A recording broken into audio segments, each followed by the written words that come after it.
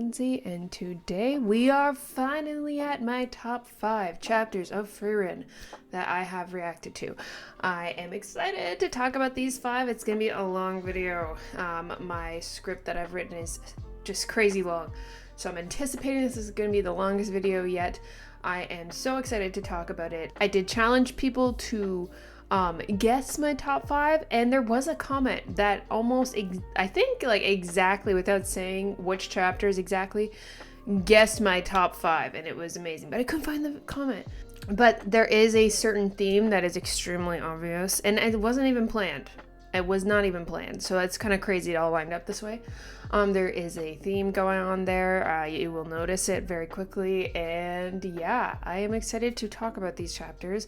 I missed the manga already. I was talking about it with someone who's read it on the weekend, and I was just like, we were like talking about what we think, how it's gonna end and whatnot, and it was just like, I want to know things. But yeah, let's get into the video. In my top 5. This is the big one.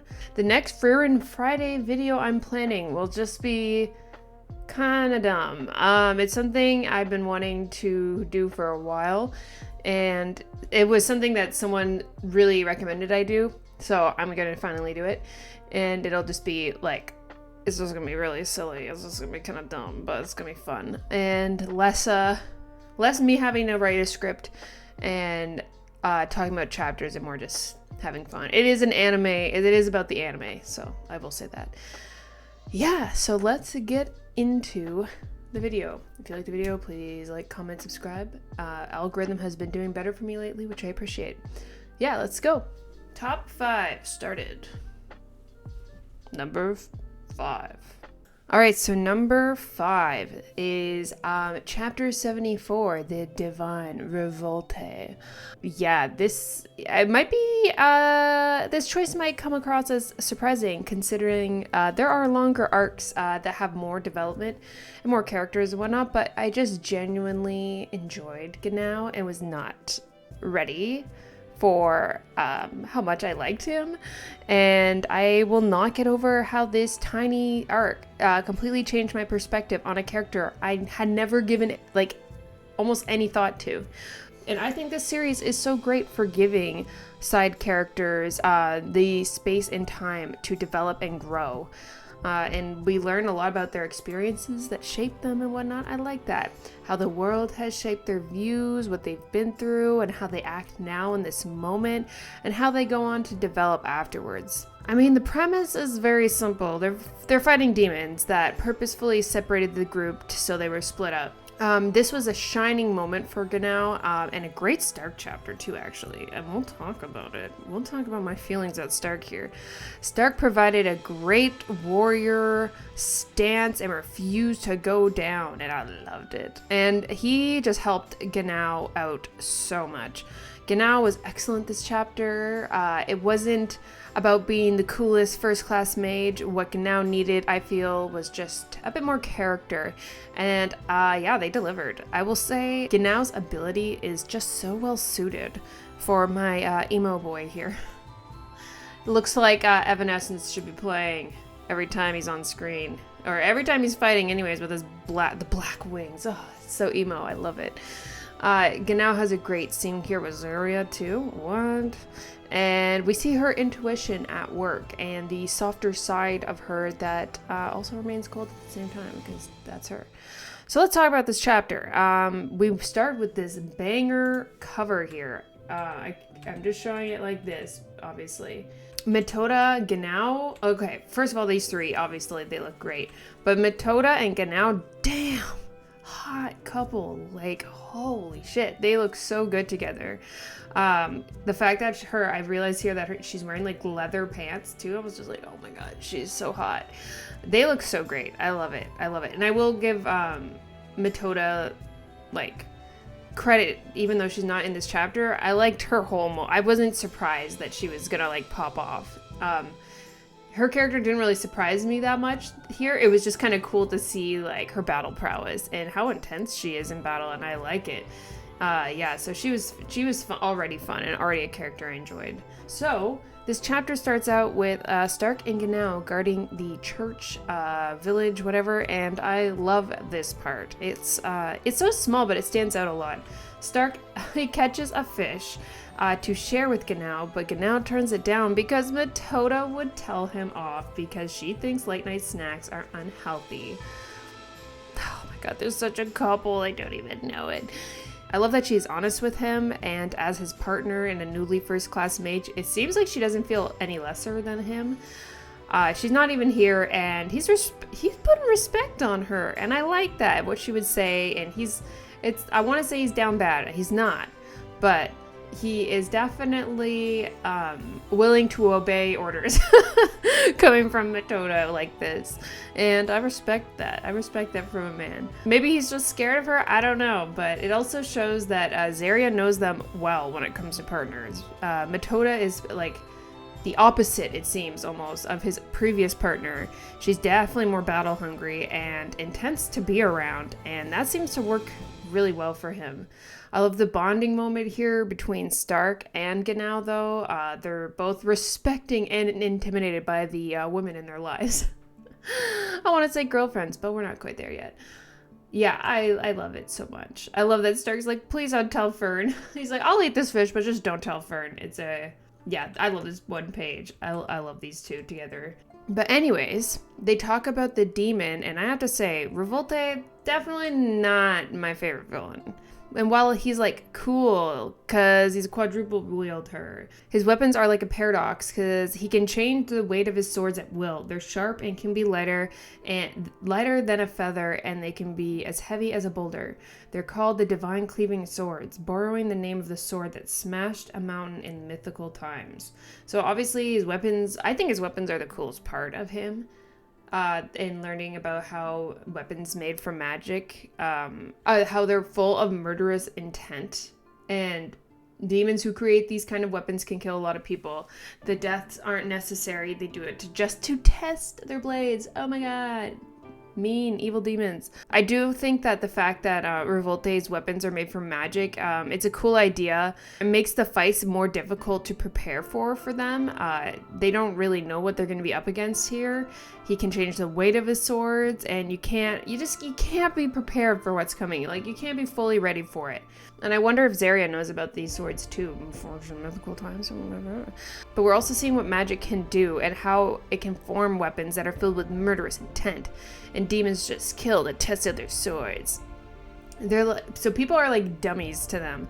And Genau is painting the picture that Revolte is a major threat while explaining the magic weapons. And I love the magic weapons. I think they're like the coolest part of him. So Revolte comes in swinging, addressing them as a warrior and first-class mage. He's fully communicating with them, and just as he predicted, they were protecting the village, just like he planned. I think Stark being here is a great learning experience for him, honing his skills as a warrior against a demon general quadruple wielder with magic swords. Like that is a completely unique experience. It's unlike anything he's had to do so far. So Genau is pretty cold towards Revolte, while Revolte is like, oh, who are you? Who are you? I asked who you are. Tell me, who are you? He's trying to do introductions. I just feel Genau's anger more as he just coldly states, do you introduce yourself every time you exterminate vermin? Revolte treats this whole situation as if Genau is the mean and twisted one. And he's like, oh, you have a twisted attitude. We can communicate, you know. But if you don't want to communicate, let's just fight. Like, the way he's treating Genau is like, oh no, you're the bad guy. So then he's like, well then, I guess I'll just focus on exterminating vermin then. And Stark is worried about Genau. He is like, I need to protect him. He's worried about dodging these attacks too. He's like worried about dodging and protecting Genau. But Genau is like, look, I don't need you to protect me. I'm better at close combat than you would expect. And demons aren't the only ones who can create otherworldly matter with magic. Pretty cool. And then next page, oh my god, Dygardnacht. Dygardnacht, I don't know. The spell to manipulate Niello wings. Niello? Oh my gosh, I don't know. So this is awesome. Cool ass ability. This is the full-blown emo Genau, and I love it.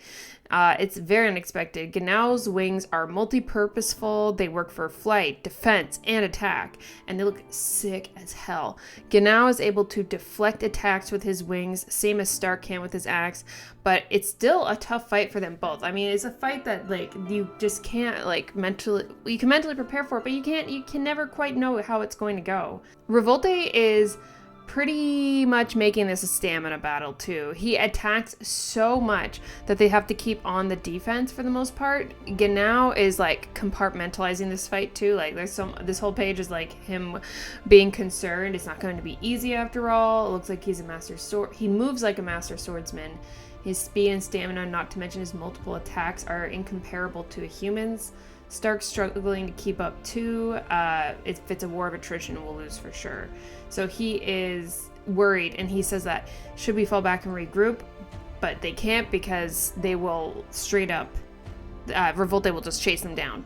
So they got to put their all into this fight. So then Stark gets struck by a sword, but it turns out he did this deliberately. Oh my god, girl, this Stark, oh my god, we'll talk about it. So yeah, Stark gets cut up deliberately to give Genau an opening. What a freaking warrior.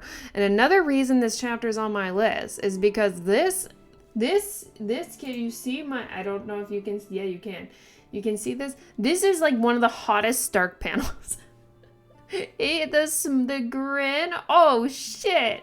Oh, it's so badass. I feel like in that moment, half his face, I can see how far he's come as a character and as a warrior, and I just, ooh, I love it so much. It makes me, every time I see it, I'm like, hell yeah, Stark, get him. But in Genau's impressed because Stark deliberately took that hit, and this gives him an opportunity to fight back now. Genau compliments Stark as a warrior, and I love that for Stark. He says, Stark, you are a great warrior. You gave me the slightest opening. And he's able to capture, kind of, with his fucking cool-ass wings, kind of end the fight there with Revolte.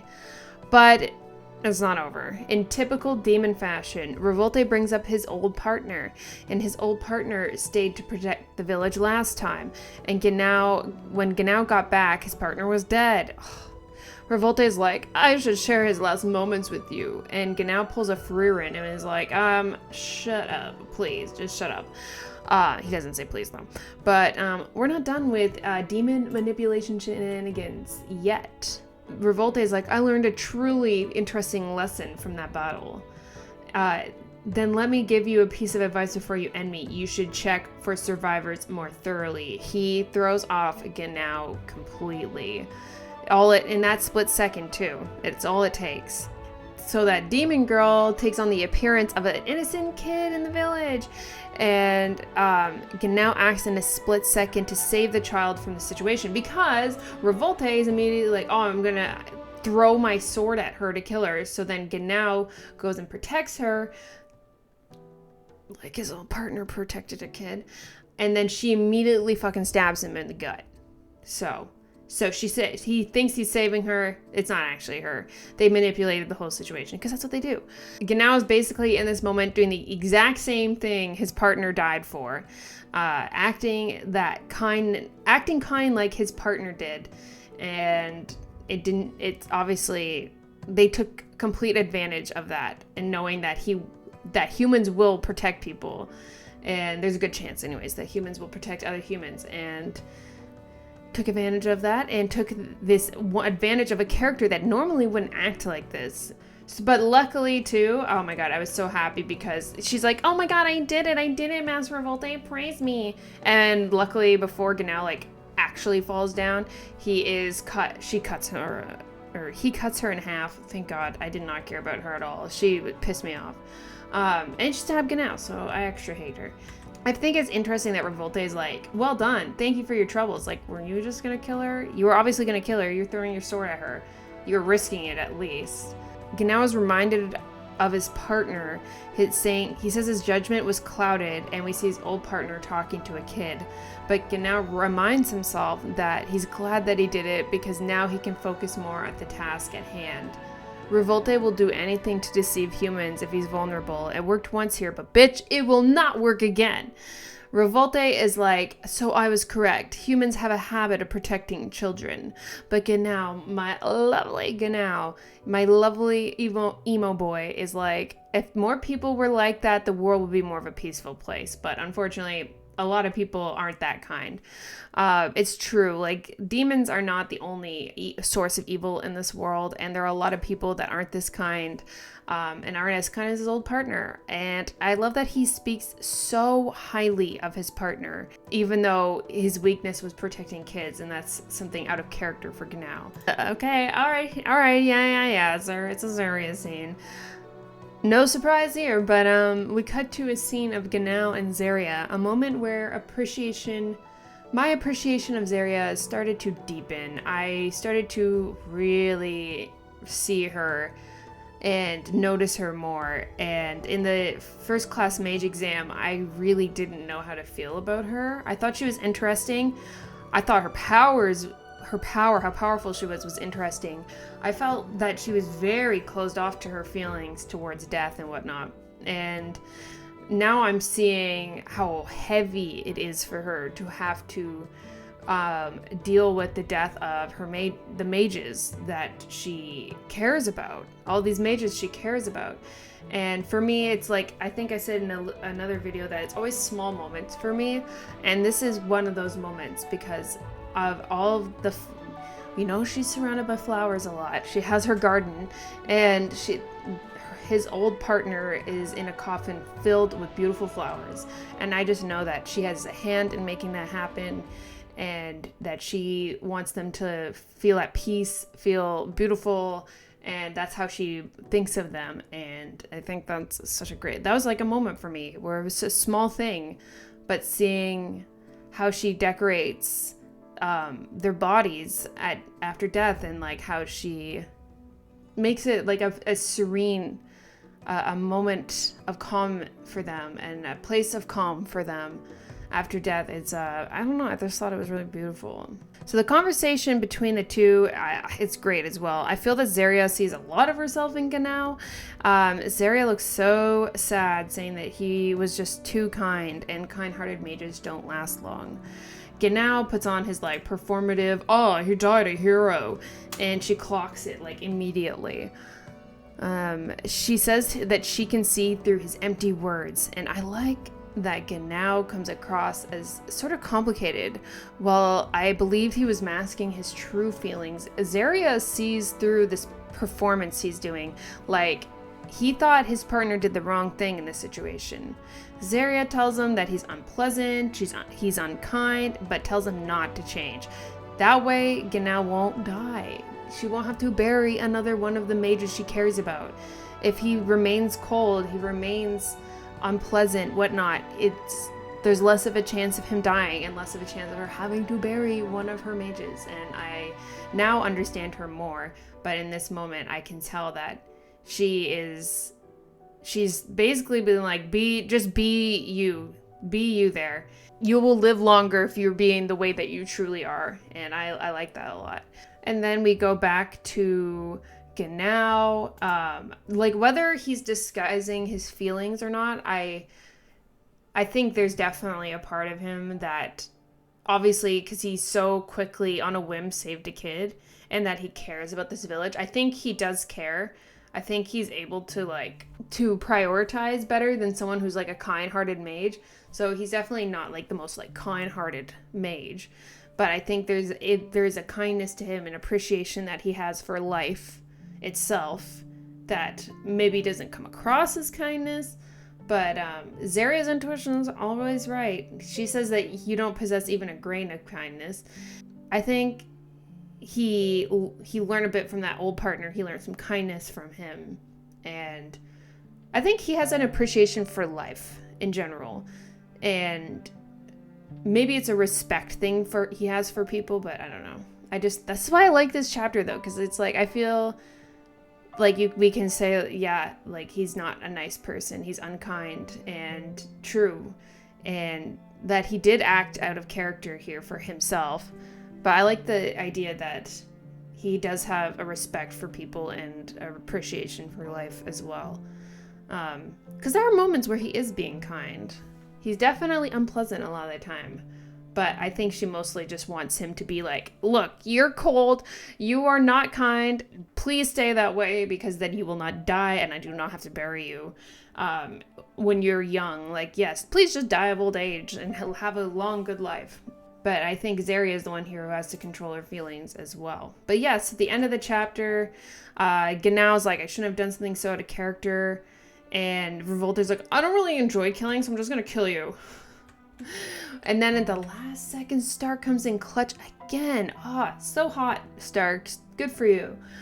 And Stark blocks Revolta's attack and protects Ganau, which I love. I love that. See, Stark's a kind guy. Like, he's a warrior, but he's kind. And he just spits warrior facts, and Aizen would be so proud. Because Ganau was like, you should have just pretended to be dead. And he was like, in the battle, the last man standing wins. It's so simple. And Ganau's like, well, I thought you were a good guy, but you're just an idiot. But hey, you're kind of like not wrong. And in this moment here, they decide to work together again, that even if they die, they're gonna kick that shit out of Revolte, and I love it.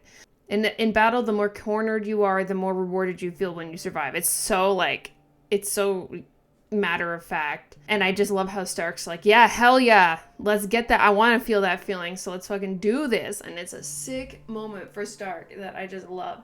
So yeah, I really like this chapter. I think there's a lot of feelings. I don't like being like, oh, this feeling is exactly right or wrong, but being like, because people are complicated, so you just don't know in the moment exactly how a character or a person is going to feel or react. And we can be like, oh, this is exactly 100% how Ganau feels. But there's obviously room to kind of like put your own spin on it a little. And I like that. I like that Zaria wants him to stay the way he is. She's obviously upset this whole time. Yeah, it was an appreciation chapter for Ganau and Zaria and Stark. Kind of a weird trio, but I really like this. I just appreciate it so much. But yeah, great chapter. I've been talking for a while. Okay, let's go on to number 4. Okay, number 4 is chapter 96, Master and Apprentice. I remember just freaking out at this chapter and like all the meaning in the name of the chapter too. Just like I feel like it goes so deep. But I thought it was an amazing dynamic between Denkin and Mocked, and I like the title, how it pertains to them. I think it's perfect. They are both in each position here, Master and Apprentice. It just works both ways. And it is crazy watching these two fight when Denkin was mostly trained by Mocked on how to fight demons like Mocked. And Denkin has some moves up his sleeves, as we will see. I will say my favorite part of this arc isn't the battle towards the end between all of them. Really, it's more of the lead up to that I like. But I do really like the relationship between Denkin and Mocked, and I do like that at this point there's so much between them and so much representation of what Denkin really means for the city of Visa and the Golden Land, and how he needs to stand up for it. So it is a big moment for him. And Denkin's reasoning, plus the fact that since we've met Denkin, he was extremely determined to become a first-class mage. This was all a part of his plan. It's really satisfying to see this go down, and when I was reading it, I was so curious in how Denkin was planning on defeating Mocked. Like, genuinely, I was nervous. This chapter built the hype up for them so well, and the dynamic between Mocked and Denkin boils to a head here, and just so many moments come together here in this fight. This is only one chapter out of the fight, and it's my favorite chapter out of the fight, but there are other moments that I like as well. But all the moments that come together for this fight is why it's one of my favorite chapters, and there's a special appearance that means a lot to me. All right, so let's talk about it. First off, we have a great cover here with Lecture. I don't know if I'm saying her name right still. She's watching as Dankin studies. Mocked is making him study like hell, like he's got books on books on books. And Mocked is making sure he's on track, and I love to see it. So this chapter starts off with the wagon of everyone departing the Golden Land and evacuating, including Dankin here, who isn't going with them. He's just watching the carriage, and Frieren, who is still on the wagon, and she's still analyzing the memories as fast as possible. So right now, Frieren is not in the story. Solitaire is going against Fern and Stark, and it's a struggle for those two. And Mocked and Dankin are about to square off.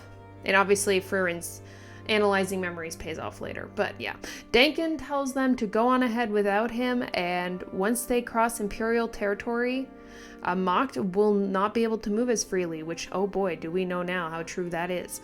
Would have loved to see Mocked versus Fraze, though. They leave with Frieren, and Stark and Fern are busy with Solitaire, so that means it's time for Dankin to face Mocked, and Mocked just calmly approaches the situation.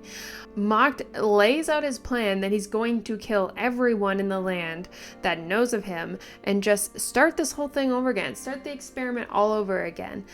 Mock keeps going on about his plans, but Dankin is like, look, I already know you cannot restore the Golden Land back to normal, but I still cling to a glimmer of hope. Dankin grew to care about Mocked, even though as a kid he hated him. Dankin saw Mocked as his beloved mentor that dedicated himself to Vyza. Dankin is also, in my opinion, a lot more noble than Galuk and Mocked. They were down to be sneaky sneaks.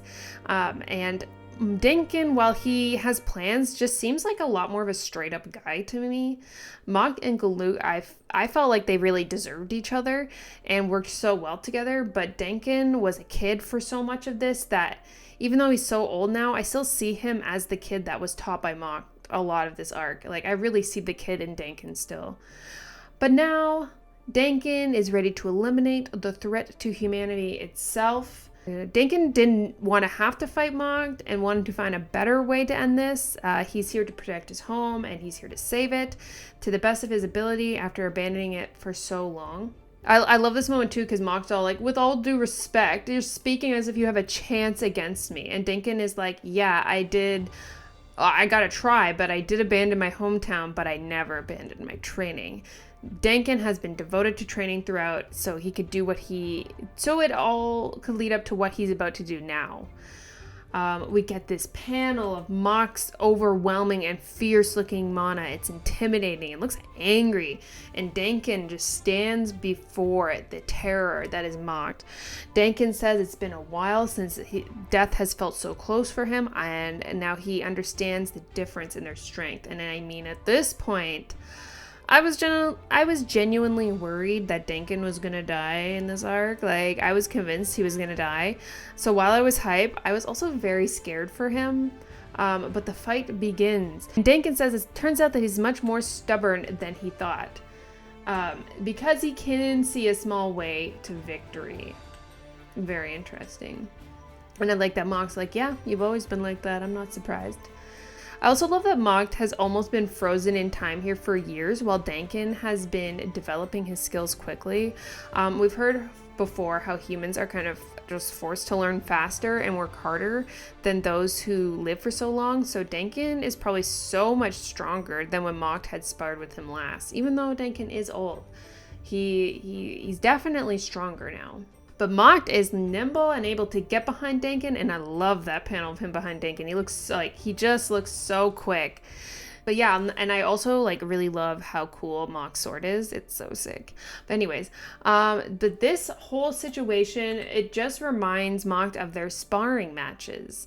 These moves we're seeing from Mocked, Dankin is used to seeing and used to fighting against. And I mean, Dankin trained to fight Mocked from Mocked. And it's crazy to me. It's all full circle. Mocked marvels at how Dankin has improved his skills and control so much, and we see a flurry of spells. Mocked is reacting like super nonchalantly. The Dankin and Firm parallels are happening again because Dankin is fast and he's able to actually get behind Mocked pretty quick.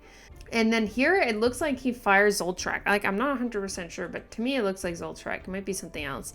But the whole Zoltrak thing comes up later, so I'm not sure if it's something else. But I think it is. Mocked here, I love this. I love that Mocked is impressed by Dankin's fighting skills and says to himself that he's actually enjoying the fight. But he cannot continue this fight because he cannot let Frieren escape. Frieren is the priority here. She is the one that he has to make sure he deals with first and the most. She's the most important one. So he needs to get this fight done fast because if Frieren passes into the Empire, there's the barrier on the Empire's borders and the magic special forces to deal with. And now I know he's right to not want to deal with them. Yeah, they'd fuck shit up. So yeah, they'd be a problem. So although Mocked is enjoying this fight, now he needs to end the fight. And he says it's truly a shame, Master Dankin, let's end. But nuh-uh. Mock tries to turn Dankin into gold, and it immediately reversed back onto him. Familiar, right? We might talk about that. Dankin uses Miss Telzelia, the curse reversal spell that Zaria used on him back in the day. And it's flashback time. And oh my god, it's another Zaria flashback in my top 5. That's crazy. So yeah, Dankin is like interesting. I didn't see that coming. Because in Dankin's point of view, a spell like this would not be something he could ever imagine Dankin being able to grab a hold of, which we'll talk about very soon. This is not the kind of spell humans can normally learn, since the length it takes to learn this spell is longer than most humans live. I mean, I don't know how much Mock knows about stuff like that, but still, it's such a feat that I'm sure Mock in this moment was genuinely impressed. Hello. So for like the next couple minutes, I think it's only like a minute or two. My camera completely glitched out, so this picture of Frieren is going to be me for the next 2 minutes. Yeah, it was frozen on a very unflattering pose, and no one needs to see that. So yeah, this is me for the next 2 minutes. Okay, back to it. It was impressive. So now we go into flashback territory here. They are talking about Miss Telzelia, which is a spell that reverses curses, and it is not an easy feat. First of all, a spell that reverses curses is kind of a crazy concept. Zaria thinks it's a boring spell, even though she's used it against him. It's a straightforward combat spell, but she still thinks it's a good choice. So it turns out Miss Telzelia takes a century to learn it, and it's impossible for a human to acquire this spell. Not by the traditional methods, anyways. As my wife says. She uses a spell to transfer the spell, which was the first time we've seen that, and Lernin, the #1 Dankin supporter, is there. He's probably so like, yeah, you get it, Dankin, you get your spell. He was probably so proud of him. Lernin was probably freaking out. I love that she holds the first-class mages in such high regard that she's willing to transfer a spell that she worked 100 years to learn. Like, that is... oh, that's beautiful. She loves them. She loves them. She respects their hard work so much that she is repaying it back to them. And I just think that's so great. It's like she respects the work they put into magic, and this is their prize for it. I love it. It is so rewarding. Dankin pays respect to her too by saying, you cut apart your own spell, which a mage could spend their whole life pouring their blood, sweat, and tears into mastering, then transferring it to another user. So putting respect on her too. She's allowing humans to obtain spells they otherwise wouldn't be able to learn once you know they can prove themselves as mages. And he says that's the truth behind this special privilege. Spells humans can learn are limited no matter how hard they try. Zaria is expanding the borders on what humans can even learn in magic, and I think that's so cool. So Sansa questions Zaria for giving up an important spell like this, and my queen is like, look, who the hell do you think you're talking to? There are more ways to counter curses than just this one spell. That's interesting. And the special privilege is absolute. I love that panel of her too. Oh my god. The special privilege is absolute, and she just needs to relearn it. And this panel to me of her, see, I've been looking at her face a lot. Looks a little sad when she talks about time, but she says a century. That's all it takes. It's nothing new to me. So she's like, I can just relearn the spell anyways. It's 100 years. I can relearn it. Although now I'm nervous that she would not be able to relearn it because she might die. But she looks so sad when she says this that I'm like, what is she seeing? But anyways, we won't get into that right now. So she gives it to Dinkin so that after he reads it, that he'll be able to cast the spell right away. But it burns a tremendous amount of mana comparable to the amount required for a defensive spell that fully covers you. We talked about that with Frieren at the very beginning of like the anime, where she tells Fern just to use defensive spells in certain areas where you know you're going to get hit, because you'll just burn through your mana if you put it around your whole body. And Zeri's like, I can use it whenever, but for you it's not going to be the same. You have to be able to to block a curse, an invisible spell, the casting of which is hard to predict. How are you going to deal with that? Like, she's like, I like that she's digging into how exactly he's going to use this, but it's honestly perfect for a perfect spell for Dinkin, who is so used to the way Mocked fights. He quite literally is the one person that could use this against him at will, because he knows Mock's tells. He knows when Mock's gonna do certain things. I just think that's so cool. I just think that's so cool. So Dinkin says, I can predict when my mentor will cast a spell. He knows, because he's been fighting him for so long. He says, even if I can't sense his mana or the spell is invisible, I was your apprentice and I've watched you as long as I can remember. I just think it's so good. It just comes so full circle and I love it. And then at the end of the chapter, he says, Mocked, I also know that as long as it's your own body that turns into gold, you can reverse it completely. Let's continue. So obviously, he played the card now, and I'm like, what the hell is going to happen next? Obviously, it goes well for Dinkin, but in this moment, I was like, this is sick. Oh, no, it is not over, though. I didn't think it'd be over, not with Mocked, but I was like, oh my god, especially since Frieren was not back in the picture, but I was like, this was such a cool chapter to see how Dinkin planned all of this, how far this took him in life, like how far this need to go back to Visa and deal with Mocked, how far it took him and how much he did, how he like refused to learn or refused to lose in the first class mage exam at any cost. He was like, I'm out of mana, so we're using our fists. He's like, everything was calculated so that he could get to this and do this exact thing and fight Mocked. It's just, it's beautiful, and I extremely respect Dinkin for it, because it's crazy planning that I would expect from someone like him. So yeah, I just think it's cool how he involves like this calculated plan, but then injects like his emotions and his will to save this city as much as he can and come back to it after he has all these feelings of abandonment from it. It's awesome. It is a sick chapter, and I love it so much. And it is such a beautiful chapter for Dinkin. It's my favorite Dinkin chapter, so yeah. And Azaria mention, of course. That's the theme, by the way, if you didn't know. It's pretty obvious already. But yeah, I love this chapter. I love this chapter so much. But yeah, let's get into number 3. Oh my god, already number 3. Let's go. Alright, so number 3 is the most recent chapter to have come out in January. So number 3 is chapter 140, Ballroom.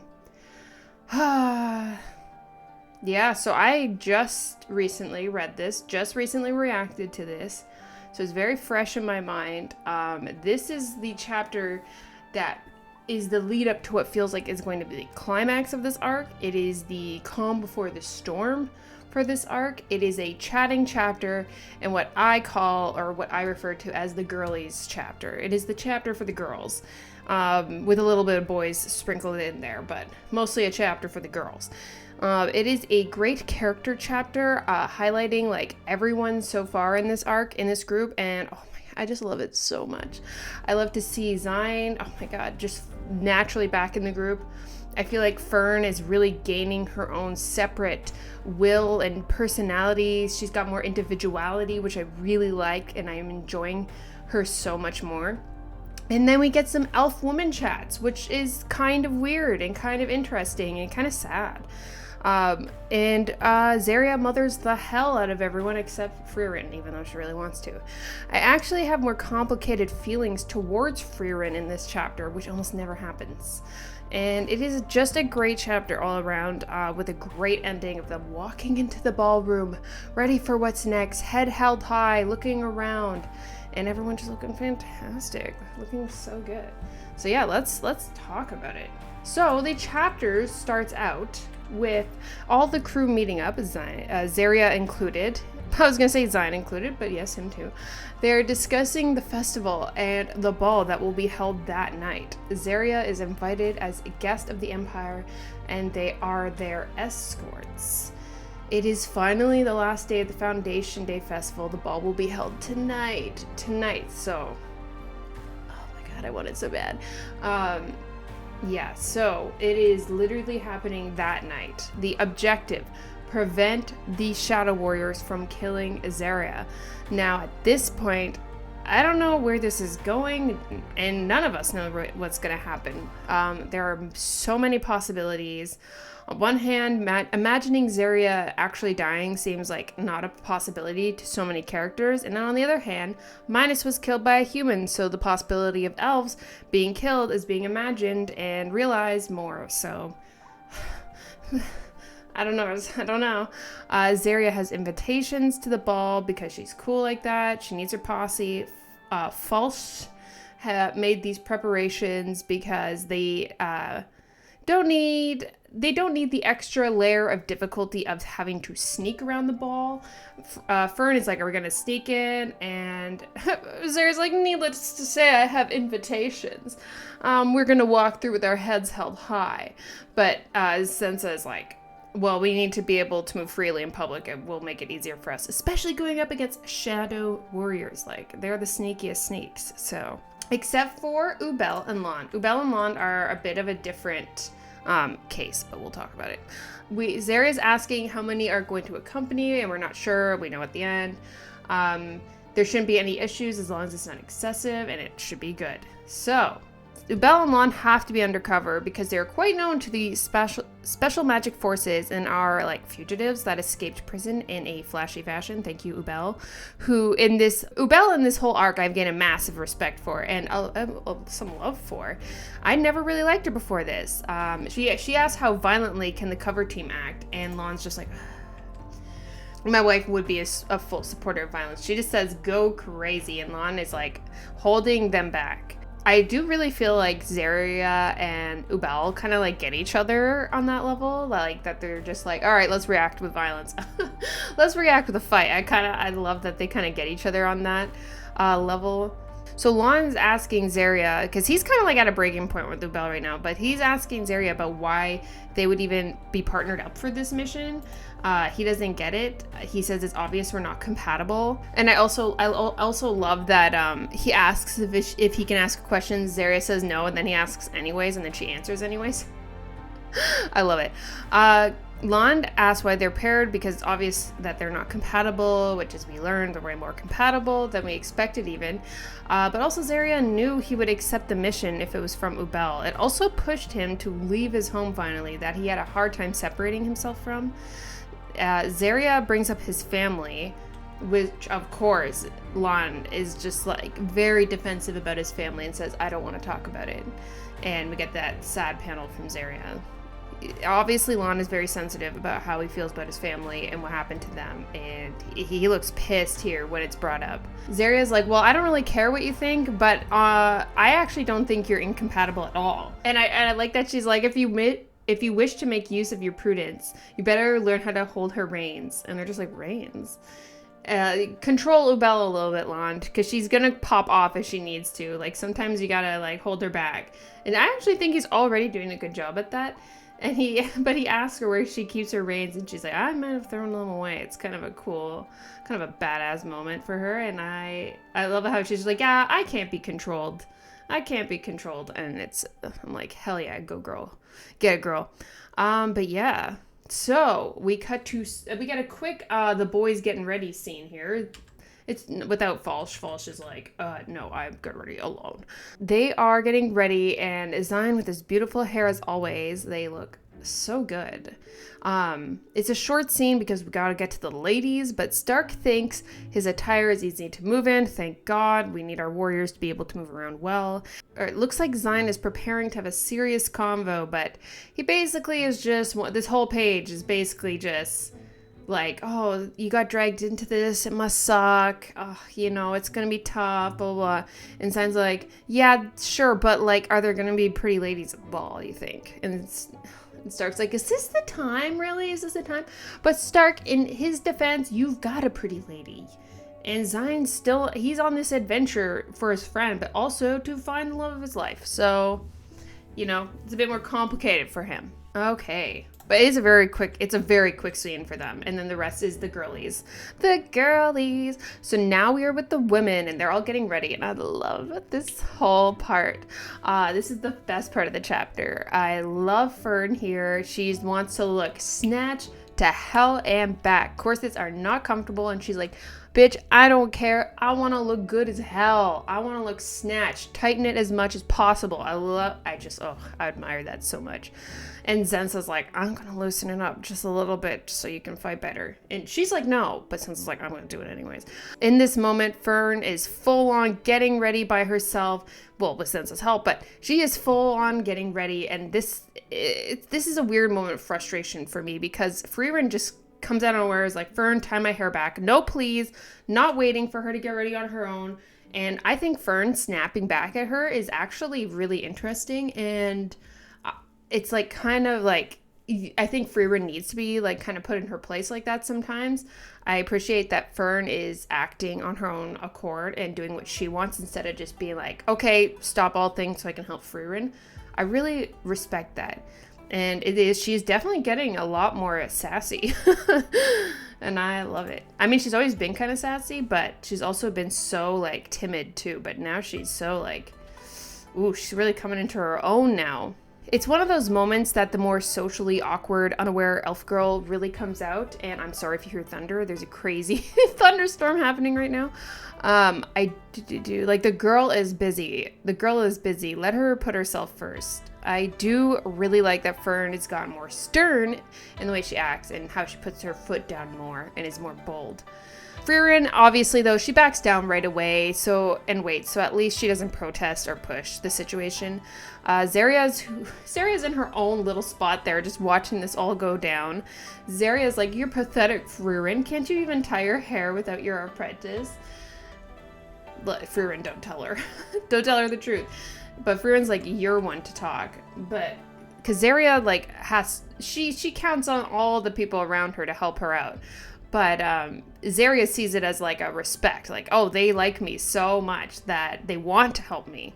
It's not the same as obligation. It is a little pompous moment from Zaria. She's definitely not perfect, but you know. This begins an iconic conversation between Zaria and Frieren, the elf girls.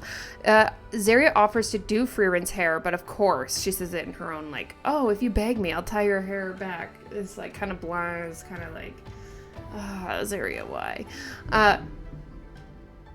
Did you hear that? But Frieren's feelings towards Zaria are complicated, I'm sure. The whole way they both had to deal with Flama's death. Oh, I mean, there's complicated feelings happening. Zaria is about to shift into mother mode here. She poses to Frieren that her and Fern don't even have to take part in this mission, that Zaria selects people for the missions, and Frieren's crew was just dragged into this. Although before this, Frieren had her own reasons for doing this and being a part of it. I do love that Zarya really gives them the option. She says that if you have a problem with the mission, you're free to step down. And of course, I won't force Frieren to do anything. I just think that's really, I don't know. It could be, there could be a few purposes to it too. Cause I mean, we're going to talk about it, but is there a guilt there? I don't know. It's interesting.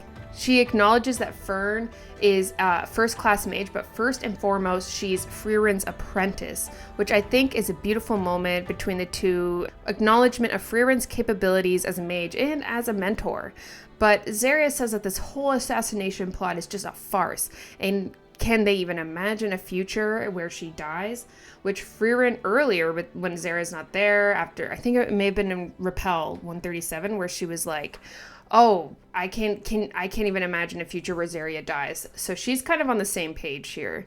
They both don't think it's possible, but a lot of the others are a lot more worried that it's possible. Frieren is suspicious about Zarya trying to keep them away from the mission and asks what kind of future Zarya sees and what Frieren's role is in it.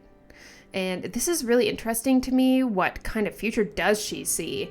What is she envisioning that's going to happen? And what does she think her role is? I don't know. I have so many questions here.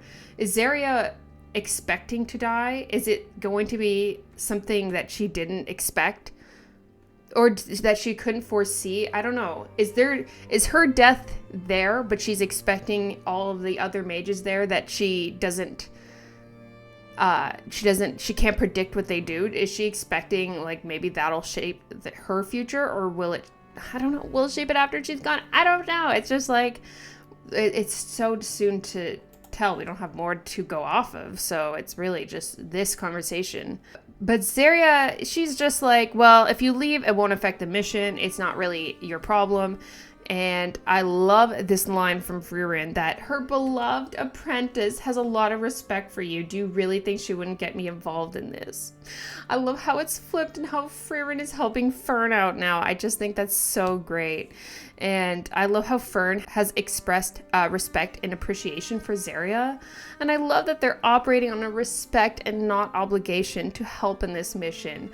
Fern has her reasons, but also wants to help protect Zarya because she wants to help protect her. She wants to get back at the Shadow Warriors for the Stark situation.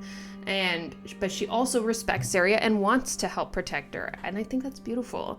I love hearing that Fern is acting more individually and has her paths that she wants to follow and her convictions. So here we go in this sad but beautiful moment. Zarya, without being like, oh, beg me, she now offers to do Frieren's hair. She's like, come here, Frieren, I'll do your hair. And Frieren is like, I'll ask Fern to do it, so no need. And Zarya just I think this is Zarya's like, I'm reaching out to you to kind of like resolve the tension, resolve the problems. And it's just, I feel like it's just too weird and it's too awkward now. And it's so difficult. So it's kind of a sad moment for me to witness between these two, because they're my top two favorite characters. And I just have a hard time.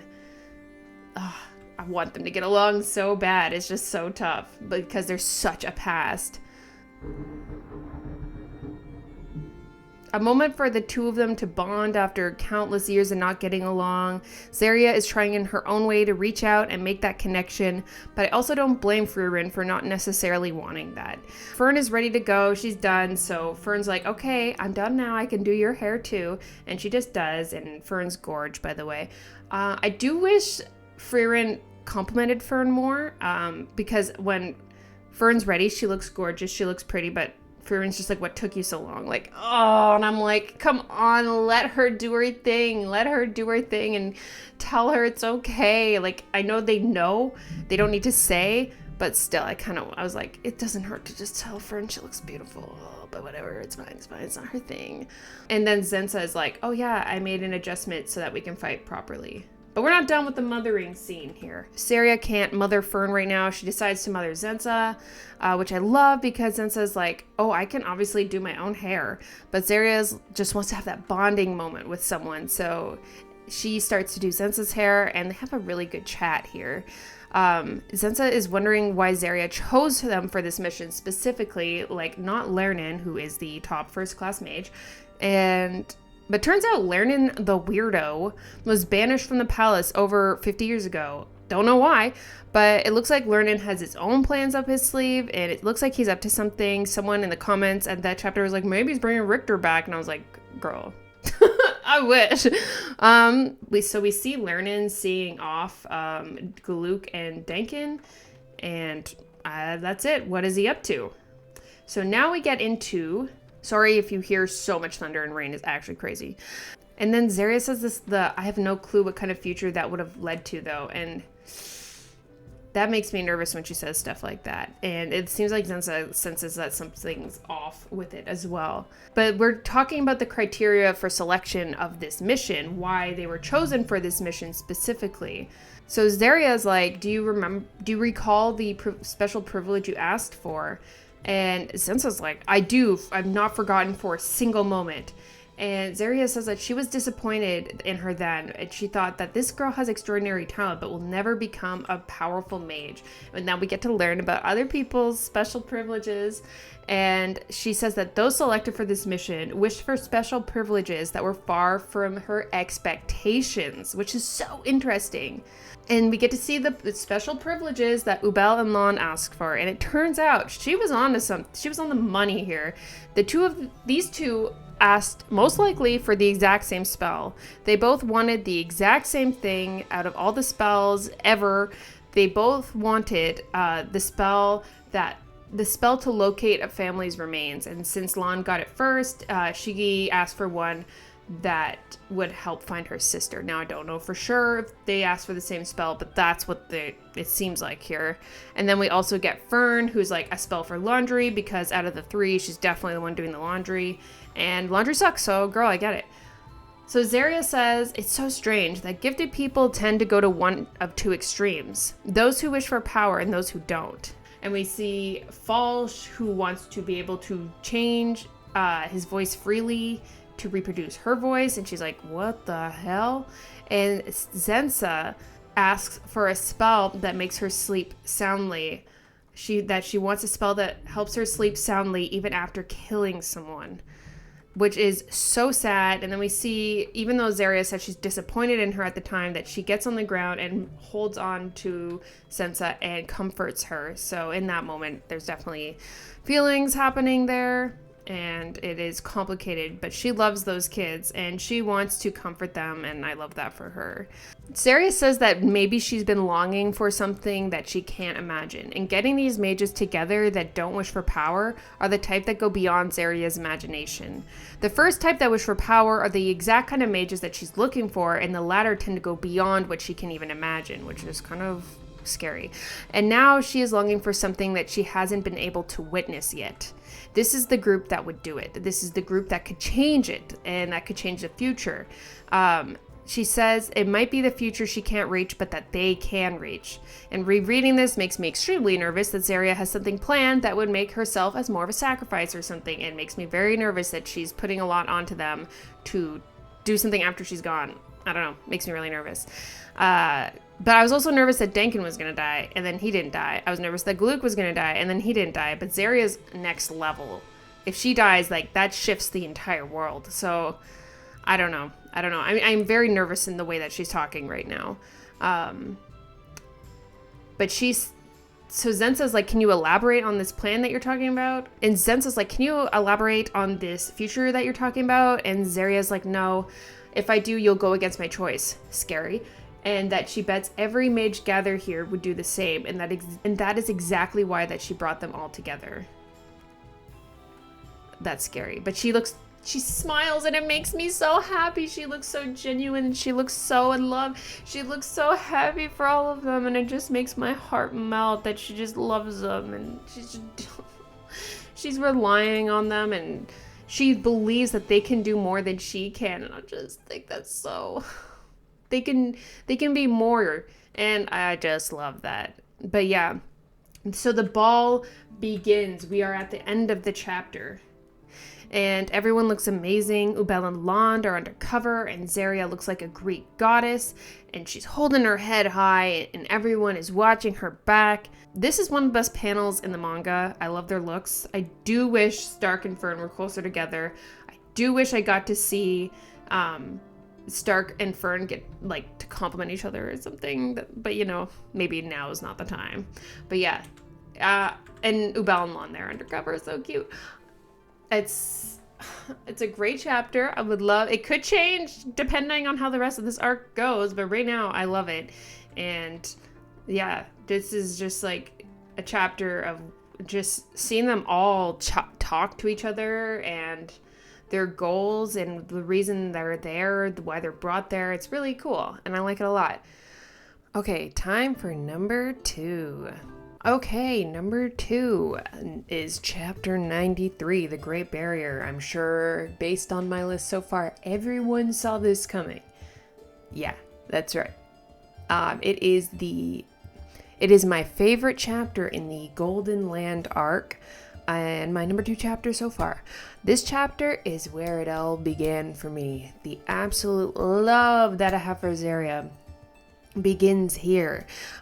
Literally one of my favorite moments in the manga happens here, and I adore when we get some insight into how old and powerful Zarya is. She is usually, up to this point, kind of just sitting around, and this is where she, for me, really got to shine. And there were some moments before this, like in the Genau Matoda arc, but this is the chapter that pretty much cemented her as my favorite character, and it's just so cool seeing Mocked being like out of his bearings a bit here, because he's like the big bad of this arc, and seeing how quickly Zarya was ready to deal with him and how she snuck behind him without him noticing her mana, like she turned it off. It felt like here, like Mocked was like the prey, and we got a small glimpse in a beautiful way of the utter terror that Zarya can be, and I loved it. It's beautiful. It flows so well. Some of these panels are terrifying, but in a beautiful way, and I just love it.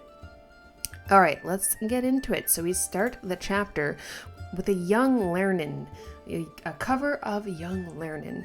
He is such an interesting dude to me. I admire his dedication to magic and to his bestie Dankin, and I really liked him this chapter. He's very practical, and how he wanted to study Mock's magic so they can dispel Diagolza and save the Golden Land.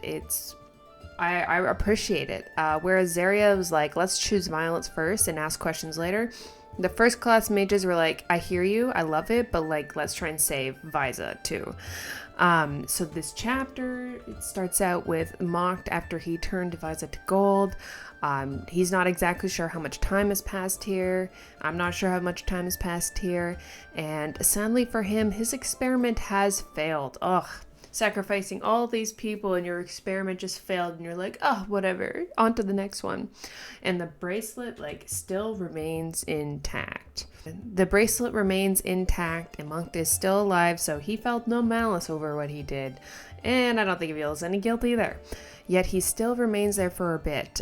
He says, I shouldn't remain here forever, but here he is. I think maybe he has a bit of an attachment to this place. I wouldn't blame him, even for a demon. Certainly felt like I was close to understanding something at that moment, and that next time I'll make use of this experience. So he's planning on just doing it again. He's planning on just doing this all over again. And so yeah, he's gonna make use of this experience that he's gained. But my girl sneaks up behind him, and she's like, yeah, there's not gonna be a next time for you. She demands she looks so good. She demands immediately that he turns Vyza back to normal, or she's gonna kill him. And Mock doesn't know who she is, at least not by her voice or her presence, because he's maybe heard of her before, but he doesn't know much about her. But he says that he cannot sense her mana. He's like, I couldn't sense her mana at all until she was right behind me. Now, we have seen how overwhelming her suppressed mana is. So the fact that he wasn't able to sense her at all is nuts. Yeah, so he says he couldn't sense her mana, her crazy overwhelming mana, until she was right behind him. So that's some crazy control there. Nothing like we've seen before. Frieren is obviously very impressive in her mana control, but obviously Zarya is on another level. She quickly figures out that Mocht is unable to turn Vyza back to normal and clocks the entire situation like so fast. Magic is about imagination, and she explains how changing something back from gold and turning something into gold are two different things entirely, because he is incapable of understanding humanity. He can't turn the humans back to normal. So we get this big reveal that if they're going to turn Vyza back to normal, they can't do it through forcing Mocht, since he's literally incapable of doing it. It is a possibility that he cannot reach in his imagination, and this like pisses him off. He is annoyed at her. I mean, he's like, he's gonna be like, you little bitch. Okay, Mocht, watch out. I'm gonna catch these hands if you say anything too mean to her. How dare you? But she's just loving this. I love the grin. He turns her to gold by touching her shoulder, and well, no, he doesn't, because it's reversed back onto him immediately. She's got the biggest fucking grin, and she's just like laughing. She's loving it, and I love her. It's beautiful. Oh, I love this moment so much.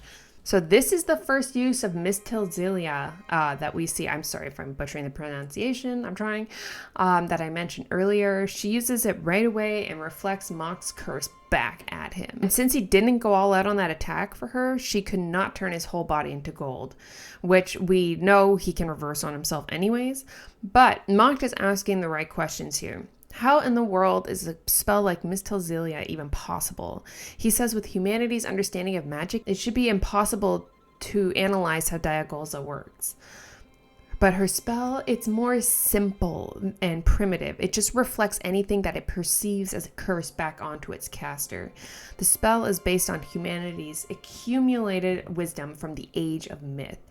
And at the same time, it's primitive and doesn't rely on logic or analysis. It's a reactionary spell. Like, it is reactionary. This spell is from the Age of Myth, so we know Azaria is from the Age of Myth, and I'm like, does she help form this spell? Does she help develop this spell? Like, what is her place in this? I just want to know. I just want to know about the Age of Myth. I want to learn. I want to know what her role was. Was she friends with the goddess? I just have so many questions. But yes, Mistilzilia does not rely on logic or analysis. It's reactionary. It's amazing. Yeah. She doesn't like the spell very much, but she's like, it's not my favorite spell, but it's good for killing you. And she's like, you went too far, Mocht to the Golden Land.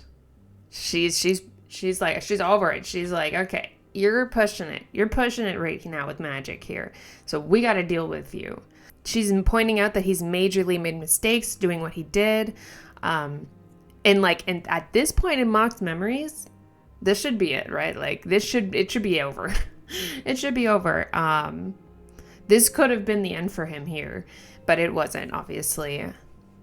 So Mocht is like, who are you? And bitch, we got the coolest. Oh. God, I don't even like looking at it. I'm just like, oh. We get the best character introduction, the coolest moment for me in the manga, like literally the coolest moment. The part where I fell in love, and man, I want to do an oil painting to commemorate this moment in time. Zaria just says, I'm Zaria, and then the most beautiful panel of her saying, a great mage from the Age of Myth. I have walked this earth so long your kind has forgotten to fear me. It's literally the coolest line. Oh, it's the coolest line in the manga, in my opinion, obviously. So sick, so hardcore. I just love it. I am so old. I've been around for so long that you have forgotten to even fear me. Oh, love it. I love everything about that moment. So yeah, Mocht is just like, all right, makes sense. Makes sense. Anyways, he's like, I'm still gonna fight you now. He reverses Diagolza on himself and strikes. And Zaria is just so like calm about this whole thing. He's all like, you're different from all the reckless fools I fought before, girl. Because she's not reckless. Like she's her, okay? She as much as Himmel is him, she is her, and she is that bitch. So I'm so proud of her. I also love her hair. I love her hairdo. Oh my god, the elves' hair is always so nice.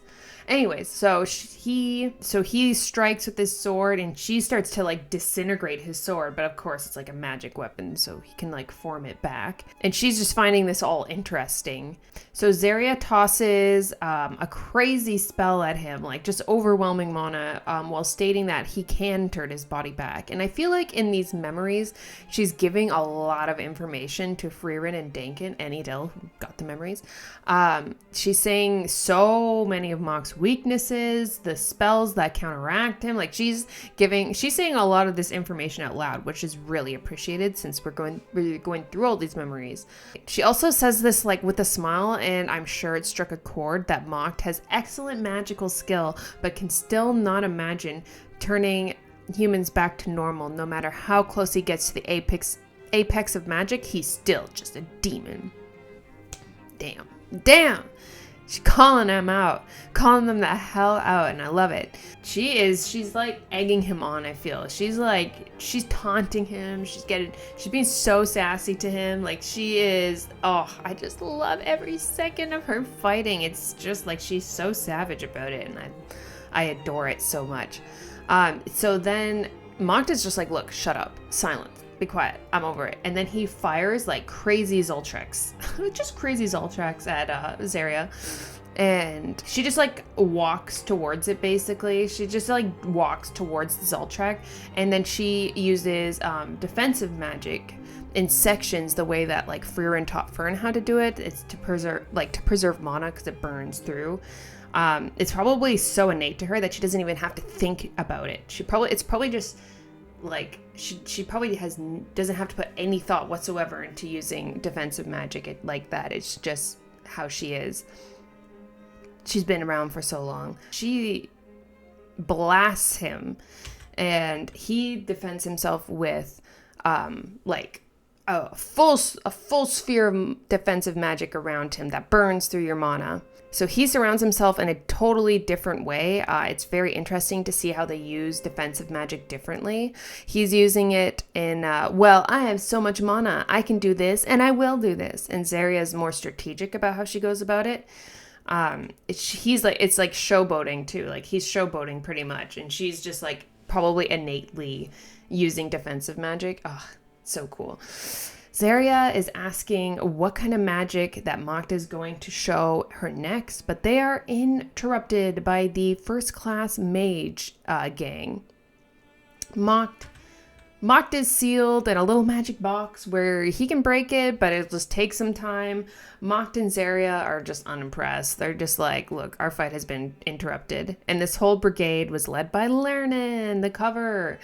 Zarya says to him that they're stupid apprentices that were supposed to just stand by. But I think, it's a ballsy move for Lernan and the others to just act on their own as well. Like, they're just like, yeah, and I know, but like, look, we had to step in. We have to step in here because, and he's aware of like that he was supposed to stand by, but Lernan sees this as like a learning opportunity. Like he's so crazy. He sees this as a learning opportunity, and I'm glad ultimately that they did decide to do this. Obviously, I'd love to see Zarya go all out in a fight, but this was for the best. Lernan doesn't want to lose the opportunity to turn Vyza back to normal, but Zarya's concerns are like, yeah, this is valid, but if they don't stop Mocked here, then more cities are going to start suffering this exact same fate. Like, he is planning on doing this over and over until he feels something. And Mocked could turn the entire northern plateau to gold if he wanted. So they absolutely need to deal with him now. So Lernan is like, yes, okay, gotcha, I get it. We're going to keep Mocked sealed. So Lernan is like, we the first class mages are going to keep Mocked sealed for decades or centuries, as many years as it takes until we find a way to restore the Golden Land. Like, Lernan is ready to put in the work. He is ready to pass this down onto other generations of first class mages, that they need to conceal Mocked as much as possible and learn and study his magic so that they can find out a way to dispel the Diagon's on the Golden Land. Since Mocked can't reverse it, there's no hope of forcing him to turn Visa back to normal. That option has been tried. It's not going to happen. It's not going to work. And yeah, so they decide to cast a barrier, the Great Barrier, onto Mocked instead.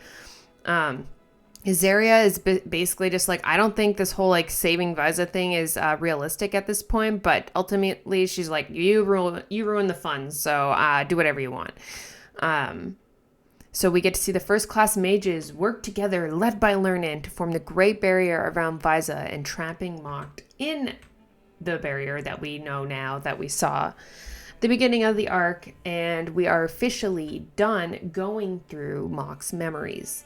So that is, going through Mock's memories was fascinating, and so much happened. It's like a whole side story, and it's honestly, I have to say, I think consistently my favorite part of the manga so far has been going through Mock's memories. It has all the things that have led him to this moment, all the things the other mages have done, the Goluk and Mock's dynamic, Dankin's involvement, Frieren being mentioned as a problem by Schlacht, the talk of dealing with the hero of the South. Like, there's so much that happens in his memories that's just so fascinating. So I think as like a string of chapters, this is probably my favorite part of the manga, is just diving into those memories. There's just so much that happens, and I love it. But that's it. That is it for Mock's memories. And then we are going back to Dankin and Frieren, finally.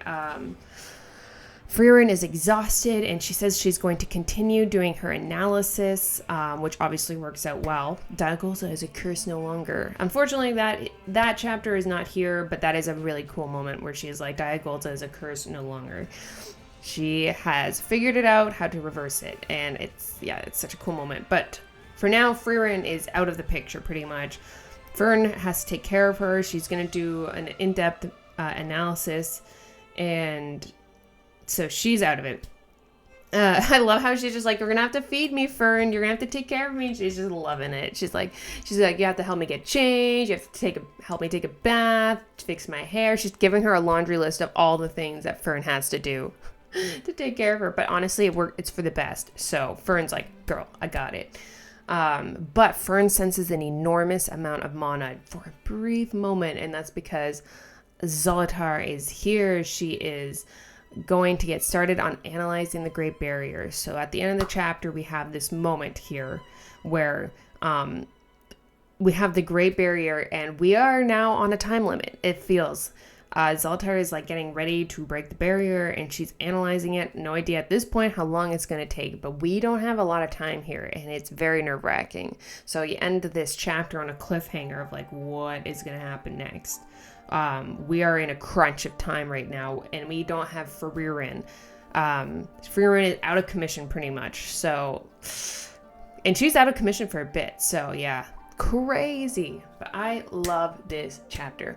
I love Zaria. I love her so much. This is for me when she really just, I like just seeing that side of her. That one panel really got me. It got us all, I'm sure.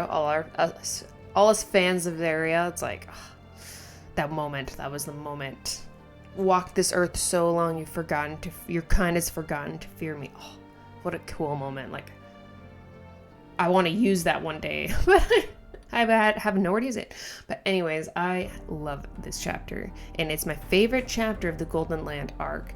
And yeah, that's pretty much it. All right, let's get on to number 1 on my list. It's time to talk about number 1. I think everyone knows what it is because I haven't talked about it yet. So it's obviously going to be, okay, so number 1, we're finally here after, oh my god, I don't even know how long this video is going to be. It's going to be long. Vialathor, chapter 118, the wedding chapter, and the last chapter in this arc. The Monument of the Goddess arc. Now, this was a very, surprising arc. I definitely did not see this coming. And the whole time travel thing is it's finicky for me. I don't know how I feel about it. However, some of these chapters are just so good that it like forces me to love this arc in the time travel. And this is it. I mean, this is the moment for me where I was like, oh hell yeah. People wanted me to react to this live, which I did, and I totally could see why everyone wanted that live reaction, because the chapter, is it arguably the most iconic chapter? It might be. But throughout the list, I've talked about so many characters, so many villains, so many characters that make small appearances in the story. And I just want to bring all of this back because I feel like everything comes down to these two in so many ways. Everything comes back to Himmel and Frieren for me. They were the first two characters in this series that I really cared about. The first episode or chapter, whatever, made such a massive impact on us all. And we were also invested so quickly in this relationship between Himmel and Frieren. And Himmel had so much influence on Frieren's decisions and her journey to continue on. And the reason why this manga exists is so much because of the relationship between these two. It is so influential, and the love between them is something that I think we can all agree on, that we love and we eat it up all the time. This chapter, while it was an illusion, it was so nice to see them have their mutual feelings for one another. And this has been such a nice short moment for Himmel to see how future Frieren's feelings are a lot more solidified towards him. I just think it's really beautiful seeing how he was motivated to get them out of this illusion and save them all, and Frieren getting back to the future, even though this is like their ultimate fantasy. It just shows his conviction, and Frieren helping him find his way back is one of the most gorgeous moments in the manga. Maybe my favorite panel is in this, and y'all, when this is animated, it's gonna break the internet, because the impact of this episode is going to be like when Himmel gave Frieren the ring, but like times 100. Like, people are gonna flip, and I am excited to watch it animated. Oh, it's gonna be so beautiful. Just imagine how beautiful the colors are gonna be in the backgrounds, and like the subtle animation and the music. Oh, it's gonna be gorgeous. I love it. Anyways, there's also just so much going on in this chapter too, and a huge reason I love this chapter is really getting to see Heiter shine on his own, which I was waiting for. Heiter's magic is nuts to me still. Like, come on. The like, oh, we don't need water or food or sleep for months or whatever. Like, oh, so cool. It's just fascinating. And we get to see Aizen and Riv fighting, which I believe is setting up a fight down the road between Stark and Riv, and I mean, I hope that happens. It has to.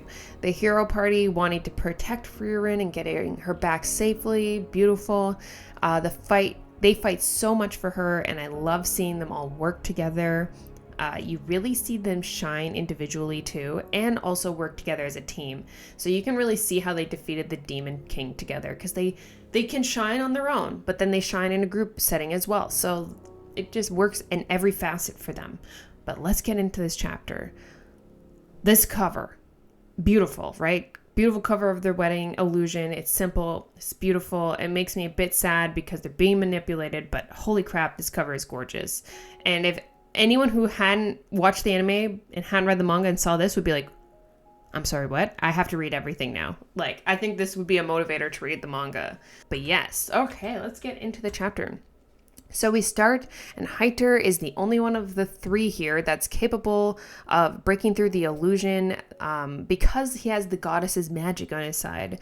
Grausum is saying that this illusion is so beautiful, it's mistaken for reality. They're going to rest in peace, but is surprised by how devout of a priest Heiter is. And Heiter tries to wake up Himmel right away. He's like, please, we need you. This situation is extremely dire, but Grausum assures him it's not going to work. This is something that needs to be broken from the inside. Frieren and Himmel are stuck in the illusion. They are trapped in the depths of the illusion. So it seems, anyways. Then we have just an amazing magic aura moment from Heiter because he has to face Grausum by himself until the other two can join.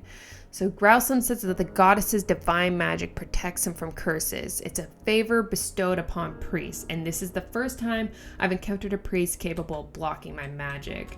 And we have seen this before with Zion in that like village with the flower curse thing. He was not affected by it like everyone else was. So, but anyways, this is the first time Growsome has encountered a priest able blocking his magic. It's badass. We love it. But they are squaring up now. Growsome is ready to fight. He says that the goddess's magic can't protect whhhhhew forever. And whhhhhew is like, yeah, maybe I should have been a better priest. And he would make a joke right now. Then we go to Riv and Eisen battling it out with their battle axes. They're slashing at each other. Eisen's obviously struggling a little bit. I mean, of course you would be. Oh, Riv's hair is so gorgeous. I love these intimidating panels that we get of Riv as well, being all massive. He's super cool and intimidating, and he's massive and he's terrifying. Riv asks Eisen, "What's wrong? Is that all you've got?" And then Eisen, the warrior, recognizes how tough Riv is. Yikes. It's going to be a problem. A problem they're going to have to deal with eventually. Cutting back to whhhhhew dealing with Growsome. He is doing it. He's doing the damn thing. Whhhhhew is trying to buy time for Himmel to get out of the illusion. He's protecting them both, and he says he won't give up until the very end because Himmel, the hero, always finds a way to make the impossible possible, even in moments of doubt. Whhhhew truly believes, and he doesn't know how they're going to get through it, but he's like, Himmel will do it. Like, he will do it. He will get through this, and he will be back. So whhhhew is fully trusting and believing in Himmel at this point. Friendship. We love it. Love to see it. He trusts that he will break through this illusion that goes so deep in their minds. So it is wedding time. One of the most beautiful pages from manga history. They look amazing. And what I love, what we all love, is how they're aware they're an illusion. And Frieren is in her feelings right now. And she's like, okay, first let's get married and then let's worry about the illusion.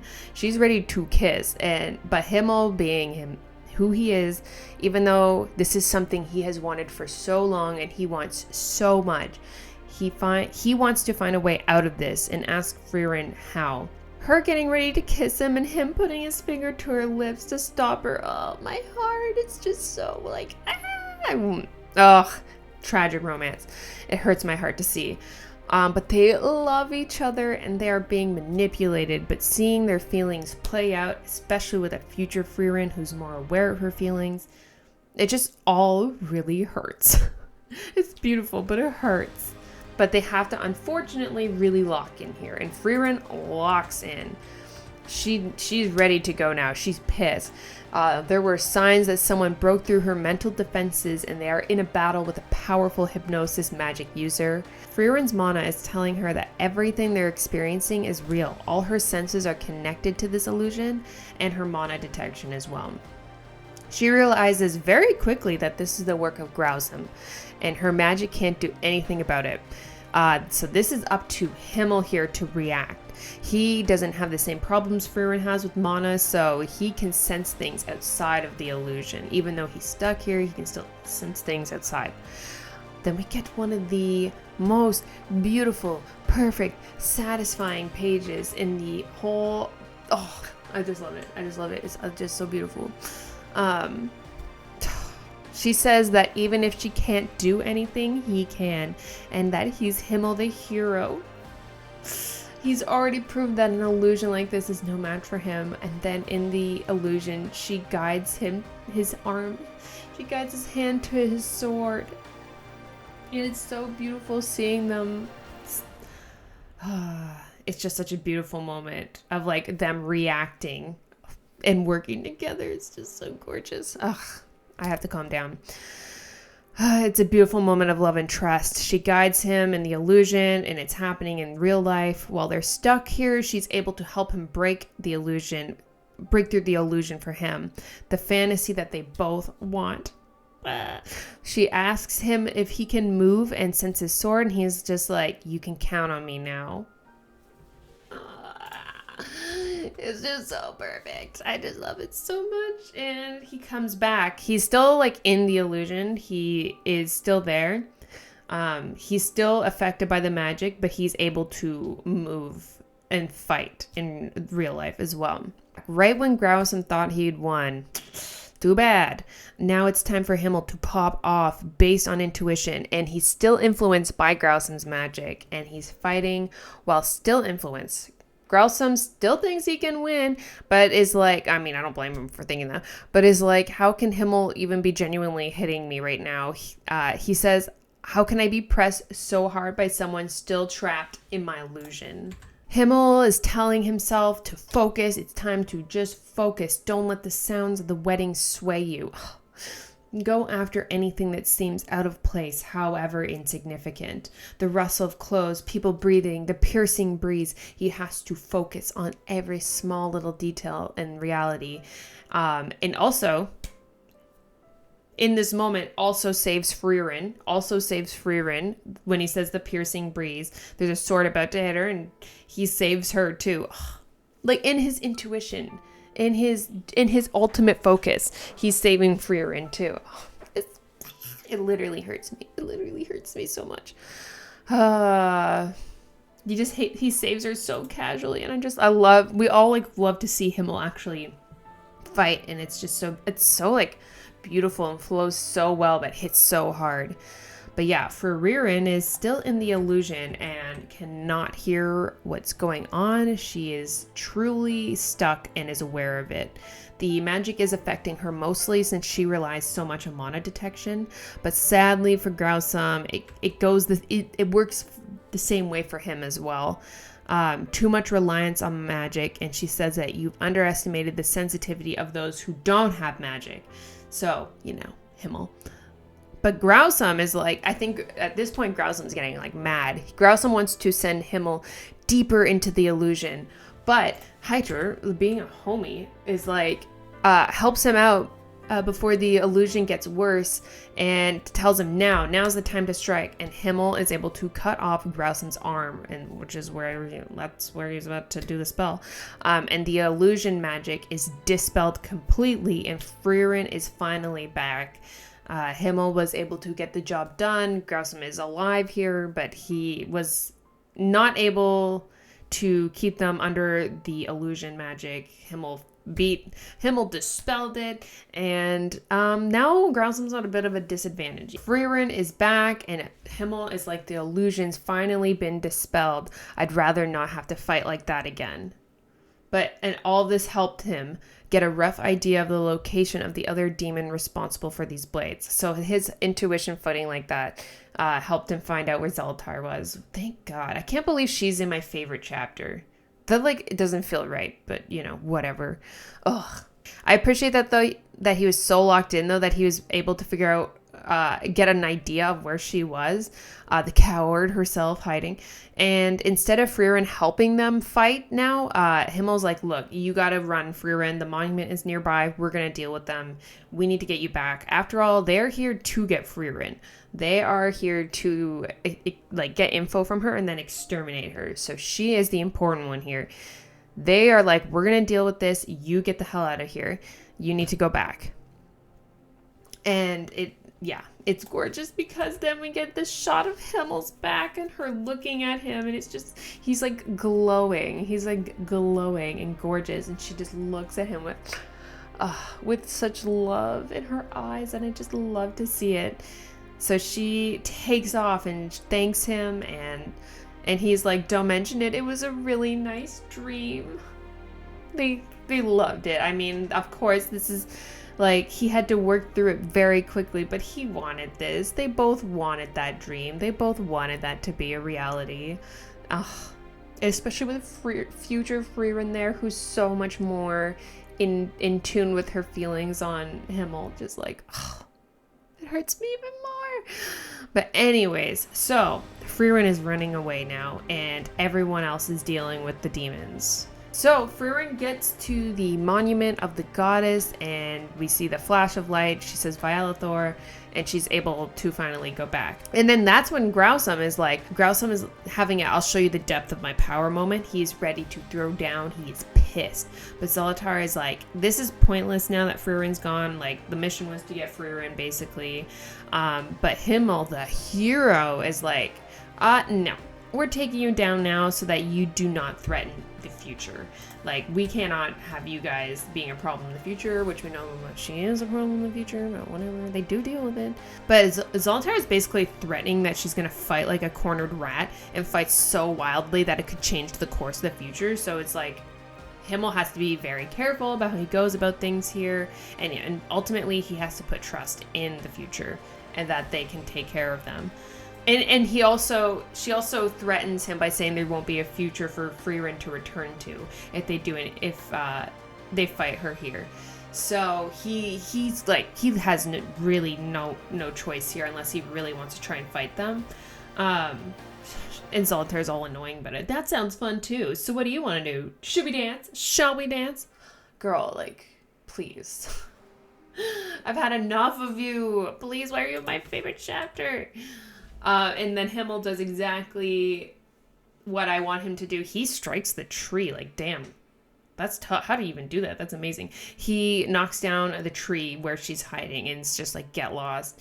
It hits a thing where he's going to have to trust that the future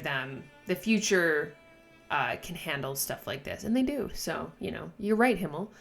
And the second he says, get lost, Zoltar and Growsome, gone in a flash. Gone. They are out of there so fast. And Himmel and Heiter get to President Frieren, who's passed out by the monument, and they're calling back Eisen. They're like, you don't need to buy time anymore. We need to get the fuck out of here. And so this is the end of Riv versus Eisen. Don't worry, Eisen, your will be carried on because Stark is totally gonna take over. He's totally gonna do this. And Riv is like, Eisen, don't tell me you're turning your back on your enemy. And Eisen starts smack talking for real. He's like, oh, that's said like a true warrior. You must have risen to heights much greater than I have. Otherwise you wouldn't say something like that. And Riv's like, what are you trying to say? He's like, warriors without fear are destined to die on the battlefield. Like, damn, Eisen, okay. And it's not that Eisen's basically like, I'm not the strongest. It's just that all the other warriors of my generation are dead. I'm only the strongest because I'm alive. I mean, he's not saying he's the strongest, but and Riv's like, you aren't moving. But then in one fell swoop, he uses lightning strike. Oh, and that's gonna be so cool animated too. He knocks Riv off the cliff, has a super fucking cool moment where Riv's just falling and Eisen's just like walking away. Sorry, the boss ordered me to retreat. This isn't where I die. Oh, sick. And Riv's like, that's awesome. It's such a warrior thing to say. And he's like, I admire such valor that can only be achieved through fear. I haven't had such an enjoyable fight for a long time. He loved fighting him, and he's going to love fighting Stark one day, because it's going to happen. So yes, so the demons now meet up to have a talk about what they just experienced. Growsome got so into the battle. And Zoltar is like, yeah, I've never seen you display such an intent to kill. Growsome learned something during the fight. And Zoltar is like, okay, get to the point. I want to know what you learned, or I won't listen. So oh my God, like something happened there. What happened there? So there's so many questions, and this is why all of us seem to agree that Growsome is alive, because there's more to learn here. So yes, and then we get to the end. Growsome is a really big question mark in the series. Growsome and Tot, biggest question marks for me. So Frieren wakes up, and she's like, what? I just slept through the battle. And they're probably just talking about all the things that have been happening. She's like, why are you all so beat up? And she's like, what are you guys talking about? And he's just like, the distant future. Which, Frieren, it'll all make sense to you one day. And that's it. That is the end of the arc. And such a beautiful, just a crazy chapter. I love that Himmel got a lot of confirmation on his feelings for Frieren. And that one day she will feel similar to him, and I feel like that's enough to carry him through all of this too. It's just a beautiful moment between these two. And like I said, as much as I love other characters and everyone else, they're the first two characters I was invested in the series. So I just feel like it's appropriate that this moment for me is like the biggest moment. And yeah, I just love it so much. And I've been talking for a long time. So I hope you enjoyed the video. I hope you enjoyed my top 5. It's probably going to be a bit late. Yeah, so if you have watched to the end, I really appreciate it. Like, damn, I appreciate it. And I would love to know your top 5. And also, if you're at the end, I'll tell you next week, next Frieren Friday, is going to be what I've been wanting to do for a long time.